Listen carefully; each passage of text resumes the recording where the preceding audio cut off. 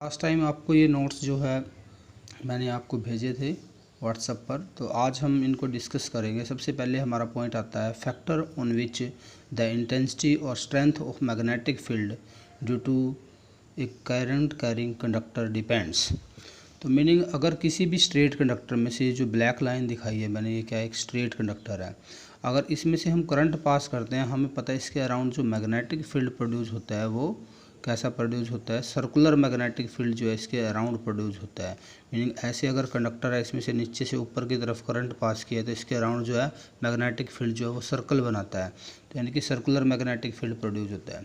तो अब हमें फाइंड आउट करना है कि किस किस फैक्टर पर मैग्नेटिक फील्ड की स्ट्रेंथ डिपेंड करेगी। हम अगर ये सर्कुलर पाथ लेते हैं इसके अराउंड और यहाँ पर ये पॉइंट लेते हैं पी पॉइंट कोई, और पी पॉइंट का डिस्टेंस जो है कंडक्टर से, ये परपेंडिकुलर डिस्टेंस, ये हम लेते हैं आर। तो बी पॉइंट पर जो मैग्नेटिक फील्ड की स्ट्रेंथ है वो देखो किस किस फैक्टर पर डिपेंड करेगी। सबसे पहला फैक्टर आएगा directly proportional to the amount of current flowing through the conductor. Meaning क्या, जितना करंट जितना ज़्यादा पास करेंगे कंडक्टर में से, मैग्नेटिक फील्ड की स्ट्रेंथ बी पॉइंट पर उतनी ज़्यादा हो जाएगी। मीनिंग बी जो आएगा डायरेक्टली प्रोपोर्शनल आएगा किसके, आई के। आई को अगर इंक्रीज करते हैं तो मैग्नेटिक फील्ड की स्ट्रेंथ भी क्या हो जाती है, इंक्रीज हो जाती है।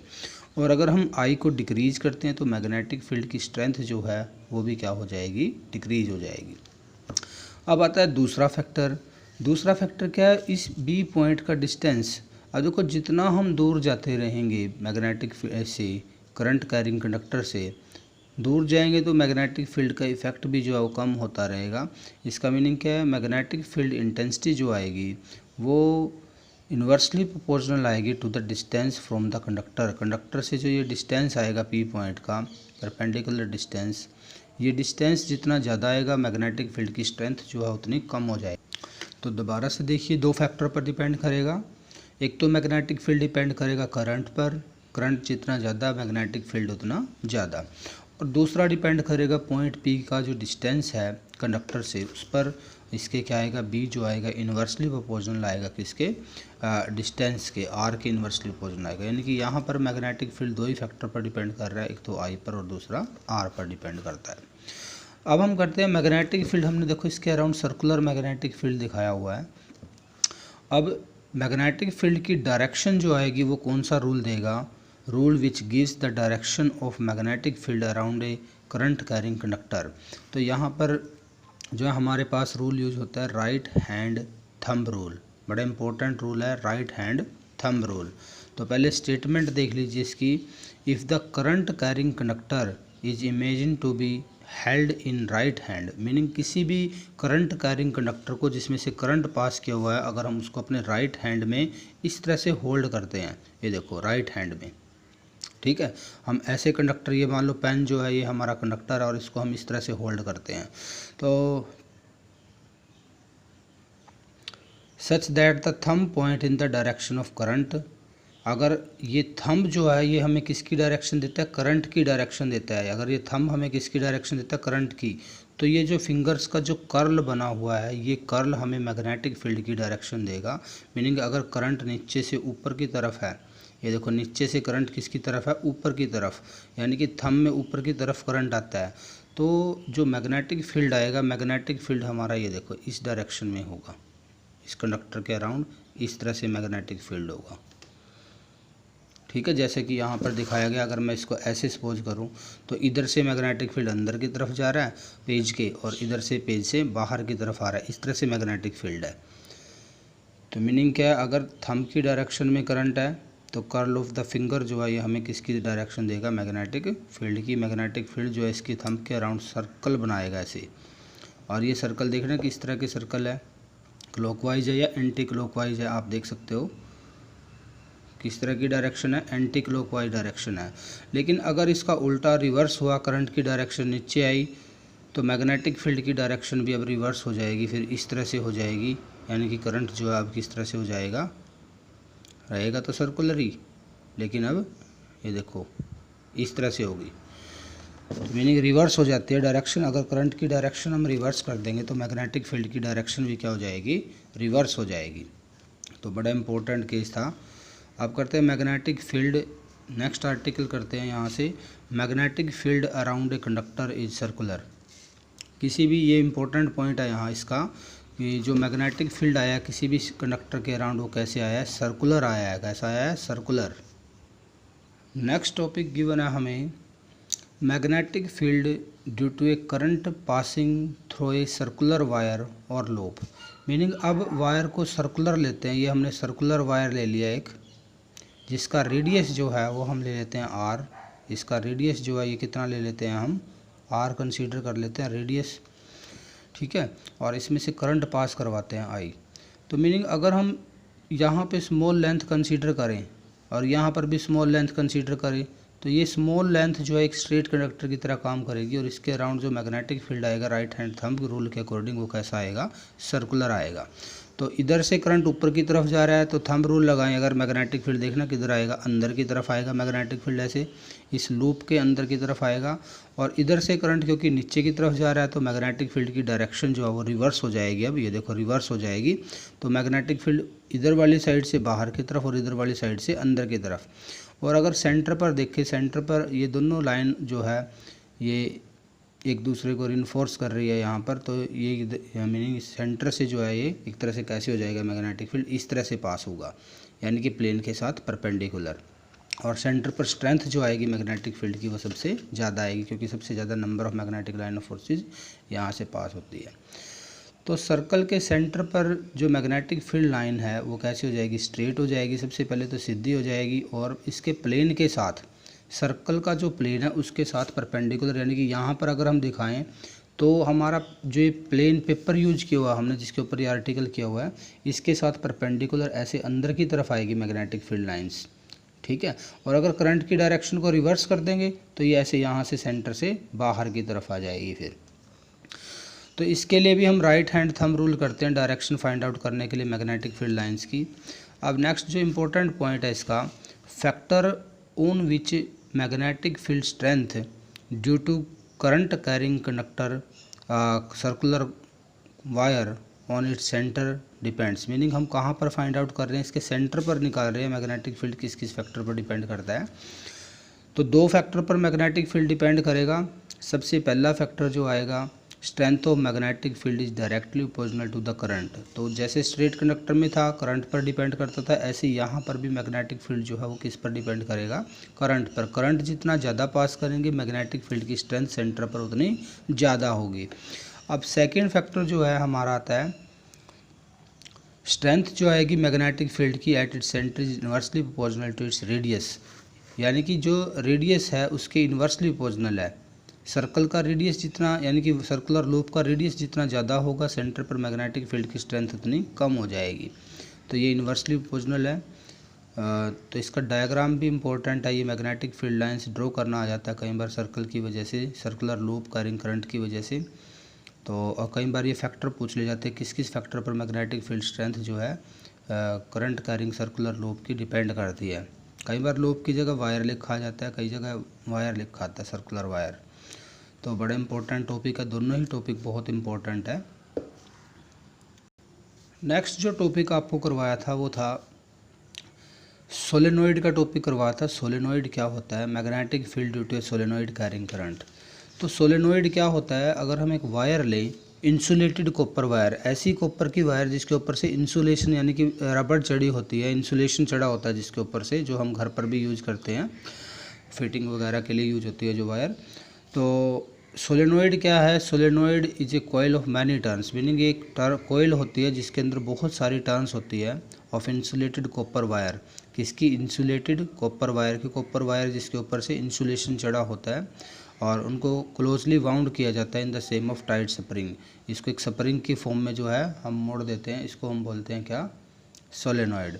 तो सोलेनोइड क्या हो गया, एक इंसुलेटेड कॉपर वायर है जिसको हम स्प्रिंग की तरह जो है उसके अंदर काफ़ी सारी टर्न्स बना देते हैं। तो ये जो टर्न्स बनती है मिलके कोयल बनाते हैं, इस कोयल को बोलते हैं हम क्या, सोलेनोइड। तो सोलेनोइड में से जब हम करंट पास करते हैं तो हमें पता है जब भी हम किसी भी वायर में से करंट पास करते हैं उसके अराउंड मैग्नेटिक फील्ड प्रोड्यूस हो जाता है। और मैग्नेटिक फील्ड लाइंस जो आएगी सोलेनोइड की वजह से हम इस तरह से ड्रॉ करेंगे। इधर अगर हम बैटरी का पॉजिटिव लगाते हैं, इधर नेगेटिव लगाते हैं तो करंट पास होगा, ये देखो यहाँ से। और जब यहाँ से हम करंट पास करेंगे तो एक एंड तो बन जाएगा यहाँ पे साउथ पोल और दूसरा एंड इसका बन जाएगा नॉर्थ पोल। तो हमें पता है मैग्नेटिक फील्ड लाइंस जो है वो साउथ पोल से मीनिंग साउथ पोल से अंदर की तरफ जाएगी और नॉर्थ पोल से बाहर की तरफ आएगी। इस तरह से एक क्लोज्ड लूप बनाएगा मैग्नेटिक फील्ड सोलेनोइड के अराउंड। अंदर से मैग्नेटिक फील्ड जो आएगा वो एक तरह से यूनिफॉर्म मैग्नेटिक फील्ड आएगा। पैरेलल लाइन से हम मैग्नेटिक फील्ड को दिखाते हैं।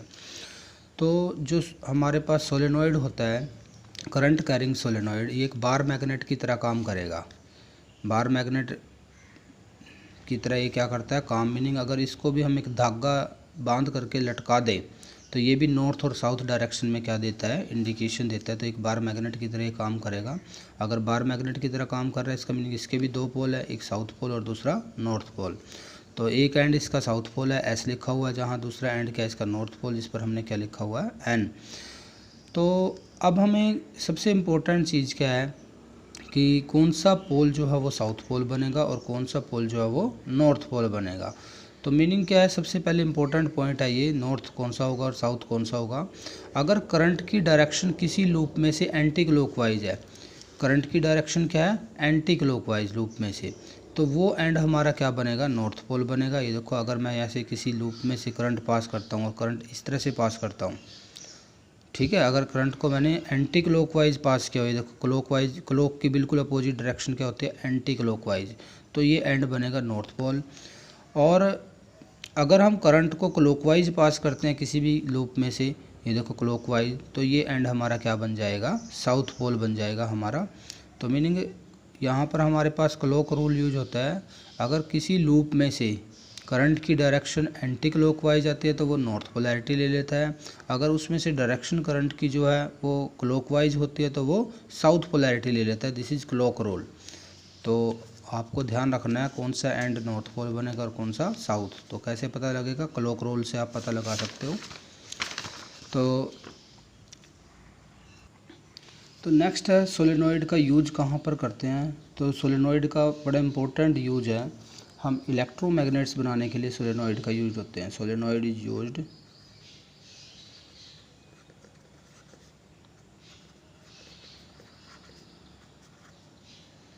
To make electromagnets.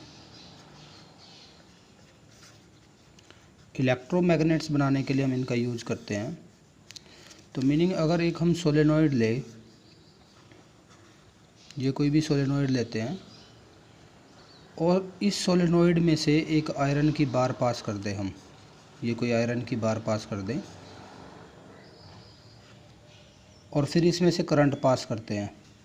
तो जैसे ही करंट पास करेंगे ये आयरन की जो बार है ये भी एक मैग्नेट बन जाएगी, जिसको बोलते हैं इलेक्ट्रोमैग्नेट। अब इलेक्ट्रिक फील्ड यानी कि इलेक्ट्रिक करंट पास करके किसी सोलेनोइड में से और उसके अंदर एक आयरन की रोड रख कर इसको क्या करवाना, मैग्नेटाइज करवाना। तो इससे जो मैग्नेट बनता है, इसी मैग्नेट को बोलते हैं इलेक्ट्रोमैग्नेट। अब जो इलेक्ट्रोमैग्नेट होते हैं इनकी स्ट्रेंथ को हम चेंज कर सकते हैं। अगर करंट को हम चेंज कर दें, स्ट्रेंथ क्या हो जाएगी, मैग्नेटिक फील्ड की चेंज हो जाती है। तो मीनिंग है स्ट्रेंथ को चेंज कर सकते हैं, इंक्रीज भी कर सकते हैं, डिक्रीज भी कर सकते हैं। अगर करंट को इंक्रीज करेंगे तो मैग्नेटिक फील्ड की स्ट्रेंथ इंक्रीज हो जाएगी, अगर करंट को डिक्रीज करेंगे तो मैग्नेटिक फील्ड की स्ट्रेंथ जो है वो डिक्रीज हो जाती है। क्योंकि बी जो आता है डायरेक्टली पोजिशनल टू किसके आएगा, आई के आएगा, करंट के आता है। और दूसरा जो इम्पोर्टेंट चीज़ है, अगर करंट की डायरेक्शन को रिवर्स कर देंगे तो यहाँ पर जो है इसकी पोलैरिटी भी क्या हो जाती है, रिवर्स हो जाती है अकॉर्डिंग टू क्लॉक रूल। तो सोलेनोइड का इलेक्ट्रोमैग्नेट की तरह यूज होता है। जहाँ पर भी इलेक्ट्रोमैग्नेट लगे होते हैं, जैसे हैवी लिफ्ट जहाँ पर बनानी होती है हमें, मीनिंग जहाँ पर हमें किसी हैवी वेट को उठाना होता है, जैसे रेलवे के थ्रू जो है हमारे कंटेनर्स आते हैं जिसके अंदर बहुत सारा सामान आता है, तो वहाँ पर उनको इलेक्ट्रोमैग्नेट की हेल्प से उठाया जाता है। यानी कि इलेक्ट्रोमैग्नेट की हेल्प से क्रेन्स बनाई जाती है, वहाँ पर उसका यूज होता है इलेक्ट्रोमैग्नेट्स का। घर की डोरबेल में इलेक्ट्रोमैग्नेट का यूज होता है। ठीक है, बहुत सारी ऐसी जगह है जहाँ पर हम इलेक्ट्रोमैग्नेट्स का यूज करते हैं। तो करैक्टरिस्टिक्स इसके बाद आती है इसकी characteristics of a magnetic field due to a current carrying solenoid. यानी कि जो सोलेनोइड हम बनाते हैं उसकी वजह से जो मैग्नेटिक, सबसे पहली करैक्टरिस्टिक है हमारे पास मैग्नेटिक फील्ड जो आएगा सोलेनॉइड के अंदर जो मैग्नेटिक फील्ड आएगा, मीनिंग यहाँ पर हम ऐसे जो मैग्नेटिक फील्ड दिखाते हैं, सोलेनॉइड में से करंट पास करवाते हैं, तो अंदर से जो मैग्नेटिक फील्ड होता है वो स्ट्रॉन्ग मैग्नेटिक फील्ड होता है। कैसा मैग्नेटिक फील्ड है? एक तो सबसे पहले यूनिफॉर्म है और दूसरा स्ट्रॉन्ग होता है। तो magnetic field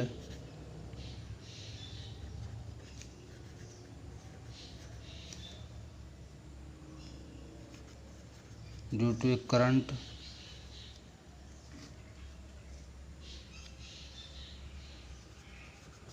carrying solenoid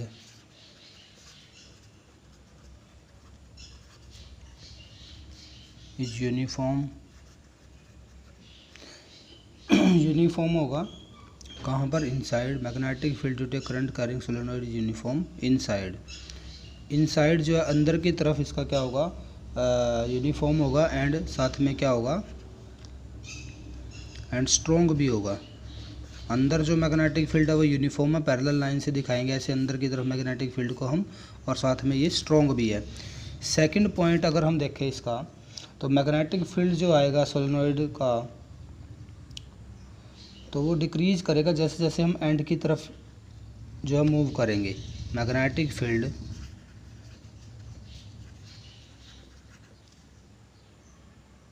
inside the along solenoid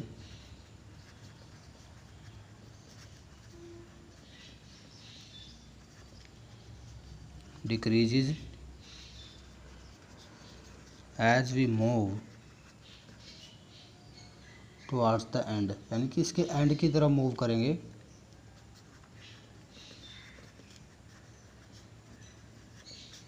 end of solenoid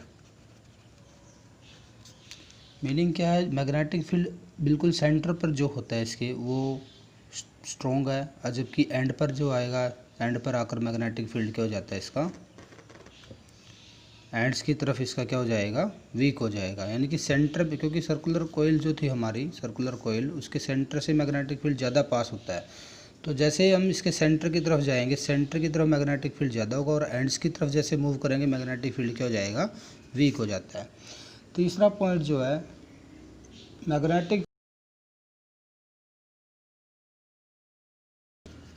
magnetic field is non uniform and weak outside the solenoid। यानी कि सोलेनॉइड के बाहर अगर देखें, यहाँ पर इधर अगर देखें, मैग्नेटिक फील्ड क्या आएगा? एक तो वीक आएगा और दूसरा क्या होगा? नॉन यूनिफॉर्म भी होगा, एक जैसा नहीं आएगा। तो फोर्थ अगर देखें हम, यहाँ पर पॉइंट है, मैग्नेटिक फील्ड लाइन जो होती है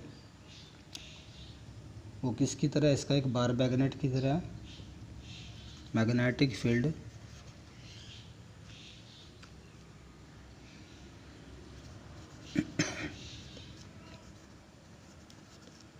due to a current solenoid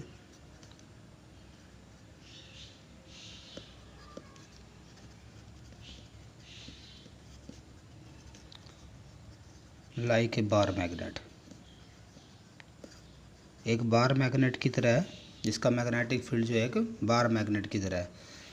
और इसके बाद आता है फिफ्थ पॉइंट,